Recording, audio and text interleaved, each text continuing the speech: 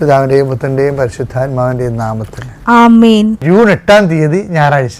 അമ്മേ പരിശുദ്ധമ്മേ, അമ്മേ പരിശുദ്ധമ്മേ, ദേവമാതാവേ, ദൈവമാതാവേ, കൃപാസനത്തിലൂടെ ഞങ്ങൾക്കും ഞങ്ങളുടെ ദേശത്തിനും അമ്മ മധ്യസ്ഥം തേടി തന്ന എല്ലാ അനുഗ്രഹങ്ങൾക്കും ഞങ്ങളിപ്പോൾ ഹൃദയം നിറഞ്ഞ നന്ദി പറയുന്നു. അമ്മേ പരിശുദ്ധമ്മേ, ദൈവമാതാവേ, 2004 ഡിസംബർ 7 ഉച്ചകഴിഞ്ഞ് 2:30 കൃപാസനത്തിൽ സംഭവിച്ച അമ്മയുടെ പ്രത്യക്ഷപ്പെടലിനെ കുറിച്ച് തിരുസഭയ്ക്ക് സമർപ്പിച്ചിരിക്കുന്ന പഠനരേഖകളുടെ മേൽ സഭാത്മകമായ പഠനം ആരംഭിക്കുവാൻ ഞങ്ങൾ പ്രാർത്ഥിക്കുന്നു. അമ്മേ പരിശുദ്ധമ്മേ, ഭൂസ്വർലോകങ്ങളുടെ രാജ്ഞിയായ അങ്ങേക്ക് ഭൗമ സംരക്ഷണത്തിനായി പ്രപഞ്ച പ്രകൃതിയെ തന്നെ തിരുസഭ പ്രതിഷ്ഠിക്കുവാൻ ഈ പ്രത്യക്ഷീകരണം വഴി ഇടയാക്കണമേ. പരിശുദ്ധമ്മേ, ജപമാല മാതാവേ, സകല കൃപാസനം പ്രാർത്ഥനകളോടും ചേർത്ത് ഞങ്ങളിപ്പോൾ പ്രാർത്ഥിക്കുന്ന ഈ കുടുംബത്തിന്റെ പ്രത്യേക നിയോഗം പറമക്കളെ.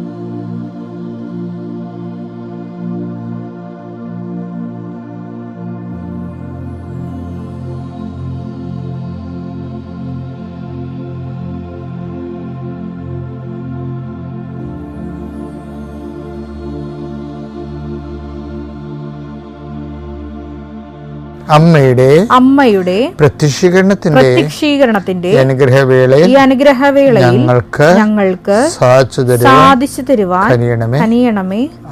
ആമേൻ. വിശ്വാസ പ്രമാണം. സർവശക്തനായ പിതാവും ആകാശത്തിന്റെയും ഭൂമിയുടെയും സൃഷ്ടാവുമായ ദൈവത്തിൽ ഞാൻ വിശ്വസിക്കുന്നു. അവിടുത്തെ ഏകപുത്രനും ഞങ്ങളുടെ കർത്താവുമായ ഈശോമിശിഹായിലും ഞാൻ വിശ്വസിക്കുന്നു. ഈ പുത്രൻ പരിശുദ്ധാത്മാവിനാൽ ഗർഭസ്ഥനായി കന്യകാമറിയത്തിൽ നിന്ന് പിറന്ന് പൊന്തിയോസ് പീലാത്തോസിന്റെ കാലത്ത് പീഡകൾ സഹിച്ച് കുരിശിൽ തറയ്ക്കപ്പെട്ട് മരിച്ച് അടക്കപ്പെട്ട് പാതാളങ്ങളിൽ ഇറങ്ങി മരിച്ചവരുടെ ഇടയിൽ നിന്ന് 3-ാം നാൾ ഉയർത്ത് സ്വർഗത്തിലേക്ക് എഴുന്നള്ളി സർവശക്തിയുള്ള പിതാവായ ദൈവത്തിന്റെ വലതുഭാഗത്തിരിക്കുന്നു. അവിടെ നിന്ന് ജീവിക്കുന്നവരെയും മരിച്ചവരെയും വിധിക്കുവാൻ വരുമെന്നും ഞാൻ വിശ്വസിക്കുന്നു. പരിശുദ്ധാത്മാവിലും ഞാൻ വിശ്വസിക്കുന്നു. വിശുദ്ധ കത്തോലിക്കാ സഭയിലും പുണ്യവാന്മാരുടെ ഐക്യത്തിലും പാപങ്ങളുടെ മോചനത്തിലും ശരീരത്തിന്റെ ഉയർപ്പിലും നിത്യമായ ജീവിതത്തിലും ഞാൻ വിശ്വസിക്കുന്നു. ആമേൻ. സ്വർഗ്ഗസ്ഥനായ ഞങ്ങളുടെ പിതാവേ, അങ്ങയുടെ നാമം പൂജിതമാകണമേ. അങ്ങയുടെ രാജ്യം വരണമേ. അങ്ങയുടെ തിരുമനസ് സ്വർഗത്തിലെ പോലെ ഭൂമിയിലും ആകണമേ. അന്നു വേണ്ടുന്ന ആഹാരം ഇന്ന് ഞങ്ങൾക്ക് തരണമേ. ഞങ്ങളോട് തെറ്റ് ചെയ്യുന്നവരോട് ഞങ്ങൾ ക്ഷമിക്കുന്നത് പോലെ ഞങ്ങളുടെ തെറ്റുകൾ ഞങ്ങളോടും ക്ഷമിക്കണമേ. ഞങ്ങളെ പ്രലോഭനത്തിൽ ഉൾപ്പെടുത്തരുതേ, തിന്മയിൽ ഞങ്ങൾ രക്ഷിക്കണമേ. ആമേൻ. നന്മ നിറഞ്ഞ മറിയമേ, സ്വസ്തി. കർത്താവ് അങ്ങയുടെ കൂടെ സ്ത്രീകളിൽ അങ്ങ് അനുഗ്രഹിക്കപ്പെട്ടവളാകുന്നു.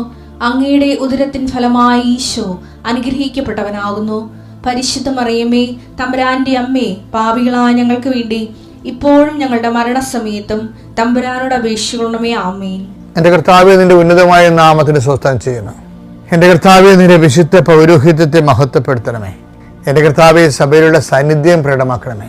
39 വർഷം അർപ്പിച്ച കുർബാനയുടെ യോഗ്യതയാൽ കൃപാസ്ഥാനത്താറെ ജീവനോടെ പ്രത്യക്ഷപ്പെട്ട പരിശുദ്ധ അമ്മയുടെ മാധ്യസ്ഥത്തിൽ ഈ പ്രാർത്ഥനയിൽ പങ്കെടുക്കുന്ന എല്ലാ മക്കൾക്കും അവരുടെ കുടുംബത്തിനും സമാധാനം ആശംസിക്കുന്ന, നീ ഏത് ഭവനത്തിൽ പ്രവേശിച്ചാൽ ആ ഭവനം സമാധാനം ആശംസിക്കുന്ന അളിച്ച കർത്താവേ, നിന്റെ വാക്കിൽ ആശ്രയിച്ചുകൊണ്ട് ഈ പ്രാർത്ഥന കൂടുന്ന കുടുംബത്തിനും വ്യക്തിക്കും കർത്താവിൻ്റെ നാമത്തിൽ സമാധാനം ആശംസിക്കുന്നു. കർത്താവേ, ഈ സമാധാനം അവരുടെ ജീവിതത്തിൻ്റെ ഇന്നത്തെ വിവിധ ഘട്ടങ്ങളിലെ അനുഭവിക്കാൻ ഇടയാക്കണം പ്രാർത്ഥിക്കുന്നു. അവർ കണ്ടുമുട്ടുന്ന വ്യക്തികളിൽ അത് കഴിയുമ്പോൾ അവർ സംസാരം കഴിയുമ്പോൾ സമാധാനം നിറയട്ടെ കർത്താവേ.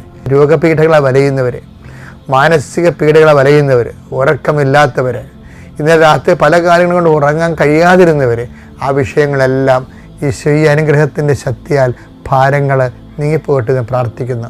എൻ്റെ കർത്താവിനുമായ നാമത്തിൽ സഭയുടെ അധികാരത്തിൽ കുരിശടയാളത്തിൽ കൃപാസനത്താറെ ജീവനോടെ പ്രത്യക്ഷപ്പെട്ട പരിശുദ്ധമ്മയുടെ മാധ്യസ്ഥത്തിൽ നീ അനുഗ്രഹിക്കപ്പെടട്ടെ. ഇപ്പോഴും നമ്മുടെ ജീവിതത്തിൽ കാലാവസ്ഥ മാറ്റം വന്നിരിക്കുകയല്ലേ. പെരുമഴക്കാലമാണ്, പ്രളയകാലമാണ്. ജീവിതത്തിൽ ഇതുപോലെ തന്നെയുള്ള കാലാവസ്ഥാ ഭേദങ്ങളുണ്ടാവും. കണ്ണീരിൻ്റെ കാലം ഉണ്ടാവും. ചിലർ കണ്ണീര് ഉണ്ടെങ്കിലും ആരെയും കാണിക്കാതെ കണ്ണീർ അടക്കി നടക്കുന്ന ആൾക്കാരുണ്ട്. അവരുടെ മനസ്സിലത് പ്രളയകാലമാണ്. ഈ എല്ലാ കാലങ്ങളിലും ഒരു ദൈവവിശ്വാസി കൈവരിക്കുന്ന ഒരു വാട്ടർ ലെവലുണ്ട്. എത്ര മഴ പെയ്താലും ഒരേ ലെവലിൽ നിൽക്കുന്ന ആൾക്കാരില്ലേ? ഒരേ ലെവലിൽ എത്ര സങ്കടമുണ്ടെങ്കിലും ഒരേ ലെവലിൽ നിൽക്കുന്ന ആൾക്കാരുണ്ട്. നമ്മൾ അറിയത്ത പോലുമില്ല അവർക്ക് എന്തുമാത്രം വിഷമതകളുണ്ടെന്നുള്ള അറിയത്തില്ല. നമുക്ക് പിന്നെ 2 കാലങ്ങളായിട്ടാണ് കാണപ്പെടുന്നത് കേരളത്തിൽ. ഇപ്പോഴല്ല, പണ്ട് മുതൽ ഈ കേരളം സന്ദർശിച്ചിട്ടുള്ള സഞ്ചാരികളുടെ പുസ്തകമൊക്കെ എൻ്റെ കയ്യിലുണ്ട് കുറേ. ഇപ്പോൾ മാർക്കോപോളോയുടെ കാലം തൊട്ട് ഇങ്ങനെ ബുക്കനാൻ്റെ കാലം വരെയൊക്കെ ഉള്ളവരെല്ലാവരും പറയുന്നത് കേരളത്തിൽ 2 കാലാവസ്ഥയുള്ളതെന്ന് പറഞ്ഞു. ഒന്ന് വേനലും വർഷവും. ഇപ്പോൾ വർഷകാലമാണ്. പക്ഷെ മറ്റു കാലങ്ങളൊക്കെ ഞാൻ കേരളയിലൊക്കെ ചെന്നപ്പോൾ അവരെന്നോട് വിശദീകരിക്കുകയെന്ന് മഞ്ഞുകാലമുണ്ട്, സ്പ്രിങ് ഉണ്ട്. അപ്പോൾ അങ്ങനെ ഓരോരോ കാലം വ്യത്യസ്തമായിട്ട് അവർക്കുണ്ട്. ബൈബിൾ എന്താ പറഞ്ഞു വെച്ച് കഴിഞ്ഞാൽ ഓരോരുത്തർക്കും ഇതുപോലെ കാലമുണ്ട്, ഓരോ കാലമുണ്ട്. അങ്ങനെ കാലം വ്യത്യാസപ്പെടുത്തുന്നത് എന്തിനാണെന്ന് കർത്താവിൻ്റെ വചനത്തിലുണ്ട്.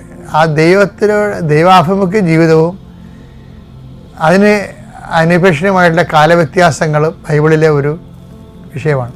ചിലപ്പോൾ സങ്കടമായിരിക്കും, ചിലപ്പോൾ സന്തോഷമായിരിക്കും, ചിലപ്പോൾ വ്യസനമായിരിക്കും, ചിലപ്പോൾ ഉത്കണ്ഠയായിരിക്കും, ചിലപ്പോൾ ആധിയായിരിക്കും, ഭീതിയായിരിക്കും. അപ്പോൾ ഇങ്ങനെ വ്യത്യസ്തങ്ങളായ കാലങ്ങളുണ്ടാകും. അപ്പോസ്തല പ്രവർത്തനം 17:26 ഭൂമുഖം മുഴുവൻ വ്യാപിച്ചു വസിക്കാൻ വേണ്ടി